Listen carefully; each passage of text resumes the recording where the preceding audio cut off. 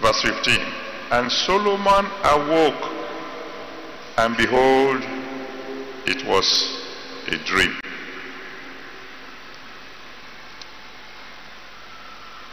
There are miracles and there are miracles. In Acts chapter 5, verse 12 to 16, Acts 5, 12 to 16, the Bible spoke to us that there were miracles done by the hands of the apostles, but then there are miracles done by the hands of Peter. There are miracles and there are miracles. In Acts chapter 19, verse 11 to 12, Acts 19, verse 11 to 12, the Bible said God performed special miracles by the hand of Paul.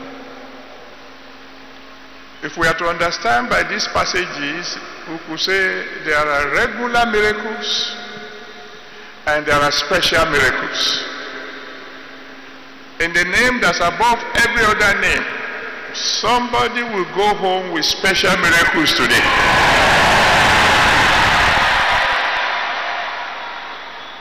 Tonight we just want to look at just some of these categories of miracles. Let's take category 1 and talk about miracles that can frighten the enemy. And I have good news for someone today. By the time God has finished with you, your enemies will become afraid of you.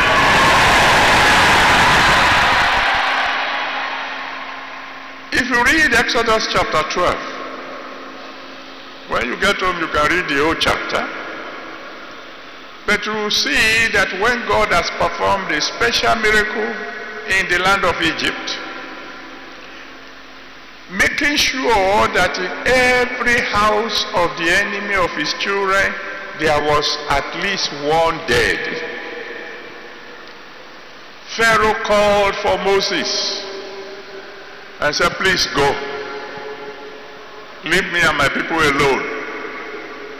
The Bible said the Egyptians were urgent on the children of Israel to go, because they said, if these people do not go now, we will all be dead men. Miracles that can frighten the enemies. In 2 Kings chapter 6, from verse 8 to 23. 2 Kings chapter 6, from verse 8 to 23. The Bible tells us the story of a king that was trying to attack the king of Israel. But as he was making his plans, God kept on revealing the plan to his prophet. At a stage, the king became alarmed. Who is the spy? Who is the one reporting what I was planning to the king of Israel? Oh, somebody said, no. There's no spy here. The spy is a man called Elisha. Everything you plan in your bedroom, he hears about it in his bedroom. And I want to decree to someone straight away, every plan of your enemy will be frustrated.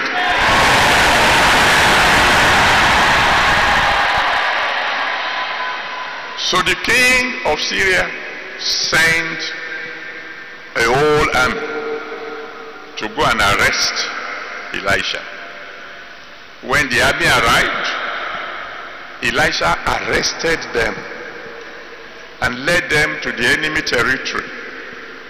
And when they got there and he opened their eyes and they saw where they were afraid. But Elisha said, no, we are not going to kill you. We're just going to feed you and send you back to your master. By the time they returned to their master and told him what had done, that king decided, no more will I attack these people. He saw a miracle that shook him. In the name that's above every other name, a miracle will happen in your life today that will cause your enemies to leave you alone.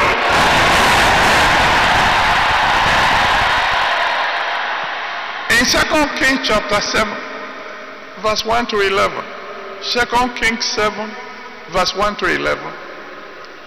The Bible said that the enemy besieged Samaria so badly that people began to eat their children for food.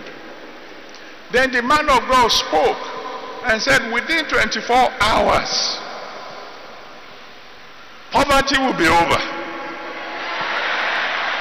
Lack will be over. And how did God do it? The Bible said 4 lepers who were sitting at the gate decided, we don't want to die of hunger. We will go to the enemy territory. If they like, let them kill us. That will be quick death. If they like, let them give us food. The Bible said as they were going to the camp, the Almighty caused the enemies to hear a sound from heaven. When they heard the sound, they thought it was a mighty coalition of enemies coming to defeat them, and they ran. By the time the lepers arrived, there was plenty of food, plenty of money, plenty of clothes. They reported to the king of Israel, and all of a sudden there was abundance within 24 hours. I don't know whether you believe it or not, but I believe God has arranged this special divine encounter to put an end to the siege of the enemy in your life.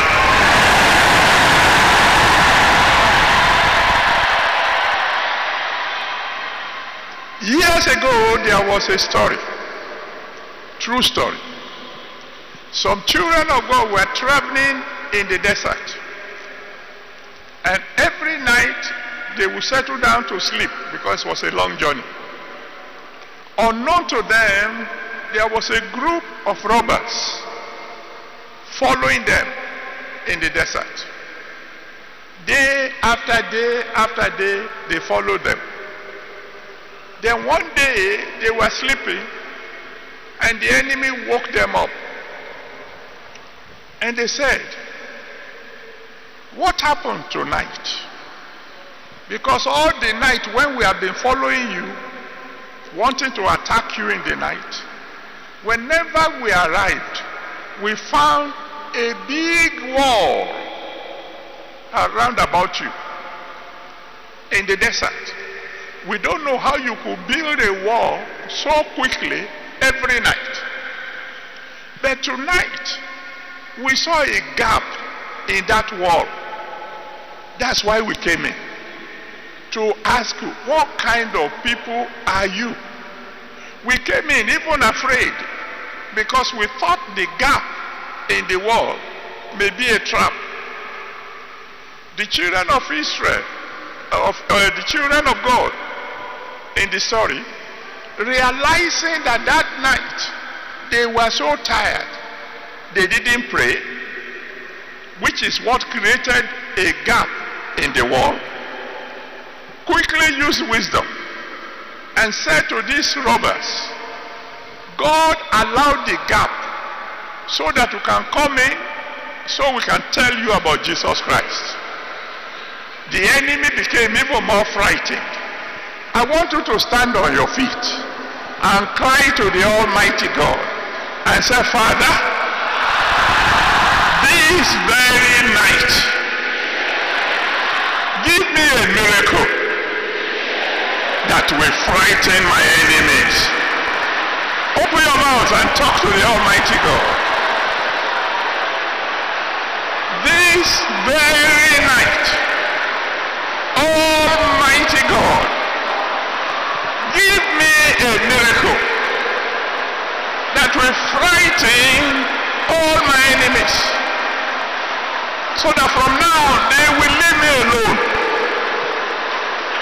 so that when the enemies see me coming, they will run. Give me a miracle that will frighten all my enemies. Give me a miracle, Lord, that will frighten all my enemies. This very day, Almighty God, give me a miracle that will frighten my enemies. A miracle so big that the enemies who thought they have caught me will say, please go, go, very quickly, just go.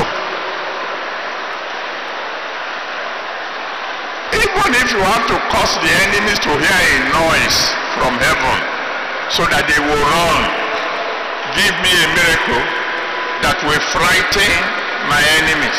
Please, Lord, give me a miracle that will frighten all my enemies.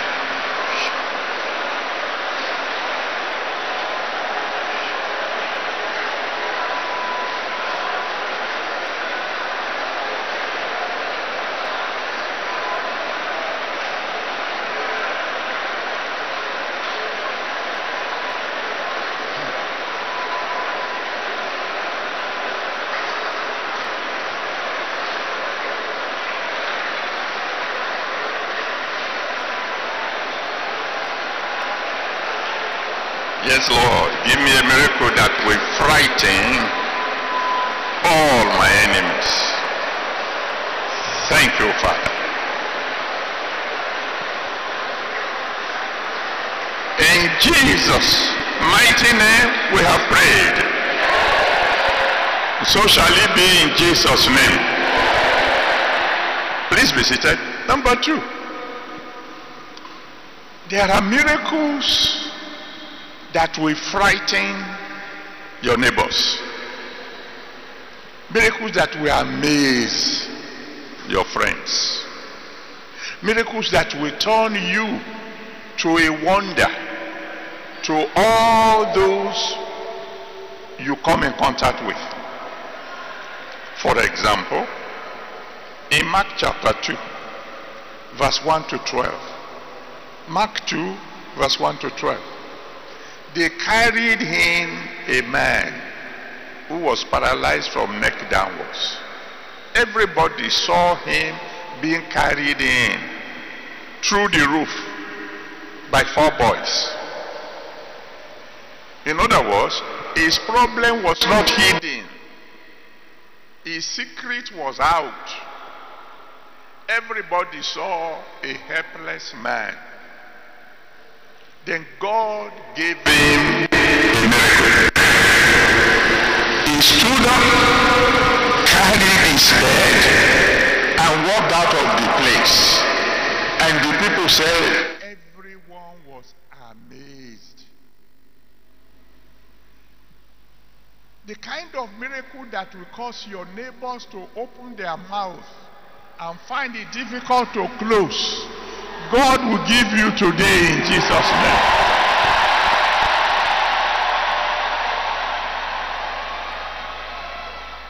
In Acts chapter 3, from verse 1 to 11. Acts chapter 3, verse 1 to 11. The Bible tells us the story of a lame man who had always been sitting by the beautiful gate of the temple for more than 40 years. Everybody knew him to be the beggar by the gate of the church. And then God gave him a miracle. And he was walking, he was jumping, he was praising God.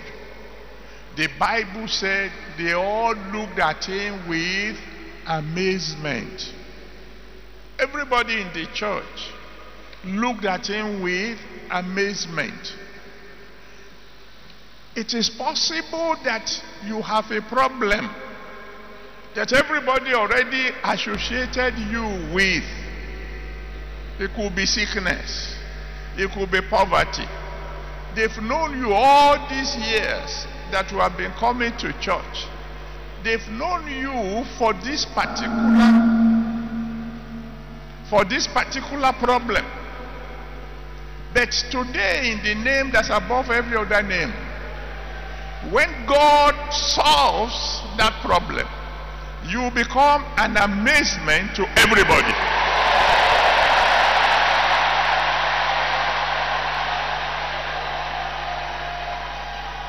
But there is one I like very much.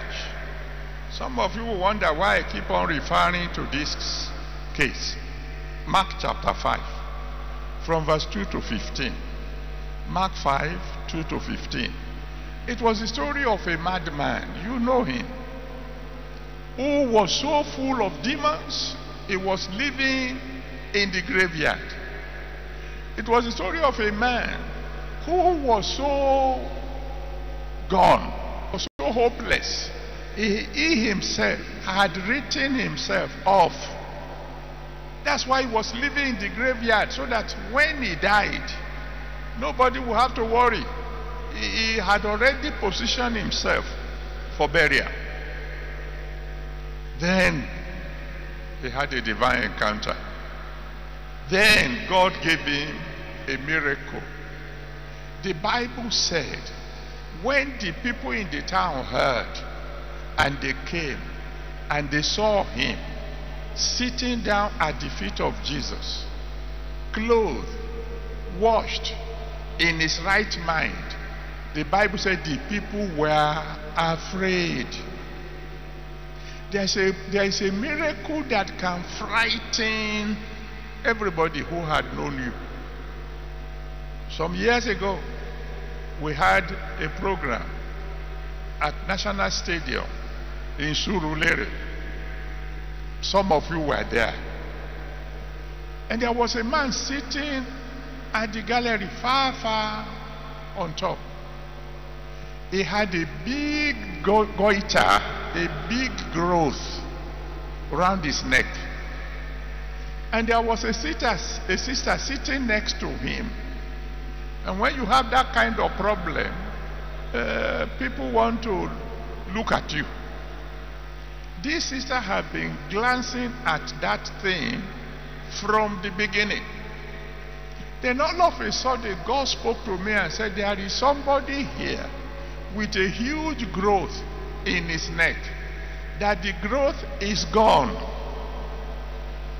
The sister turned when he heard that word, and suddenly where the growth was a minute ago, the growth was gone.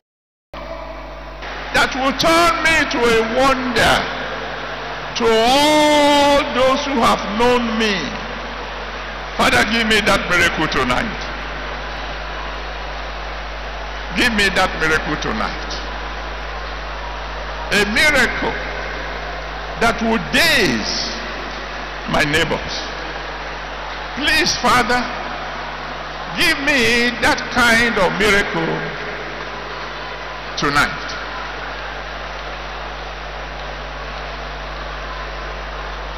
Give me that kind of miracle tonight. A miracle that will daze my neighbors, that will daze every member of my congregation, that will daze all those who have ever known me. The kind of miracle that when they hear the testimony, they will shake. Father, give me that kind of miracle tonight.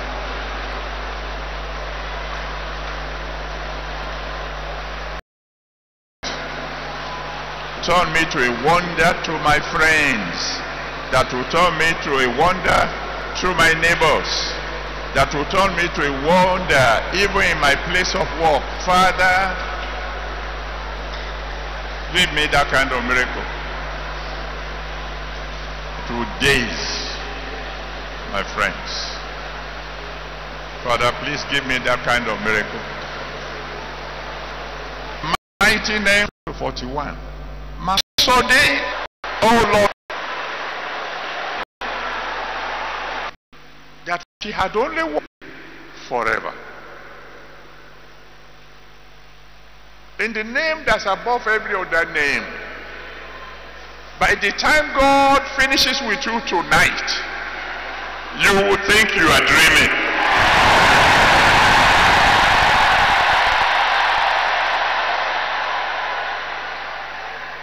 I've told you the story before of my father in the Lord. At the early days of this church, when things were very hard for him, and began to dish, Papa told Mama, and Mama said, yes, sir. And she began to do it. Today she would dish from the pot, turn her eyes away, and chicken will come out. Tomorrow she would dish from the pot, fish will come out. Next day she would dish to the Almighty God. A miracle that will be like a dream. Miracle that will be like a dream. Like a long, continuous, wonderful dream. A dream that I will.